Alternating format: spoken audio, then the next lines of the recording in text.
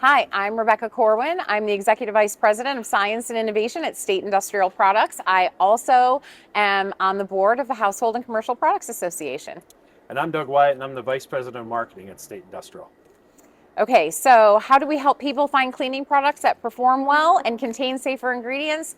At State, we start from the ground up, working with as many green certification bodies as possible to help us in the design and development process, selecting ingredients and understanding the application we're formulating for. And then we have a field sales force across North America that is very committed to helping facilities within the building on how they can do some of the everyday maintenance and cleaning tasks that they have. By having a field sales force, we're able to go in, survey buildings, understand their needs, and often recommend a solution that might be safer and healthier for their visitors and their employees than they realized was out there. So that's been something we've done for a long time now, as Rebecca talked about, as a partner of many of the certification agencies.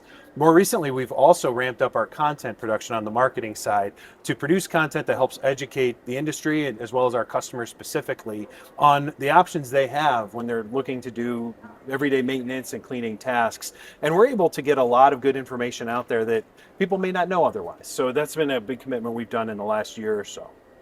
So I think from an industry standpoint, if you really want to promote healthier and sustainable cleaning practices, it's important for you to understand what your customer needs. And from a design and development standpoint, make sure that you're really formulating and selecting product ingredients that are held to the highest standards possible in the green cleaning space. Sustainability is key. That's right.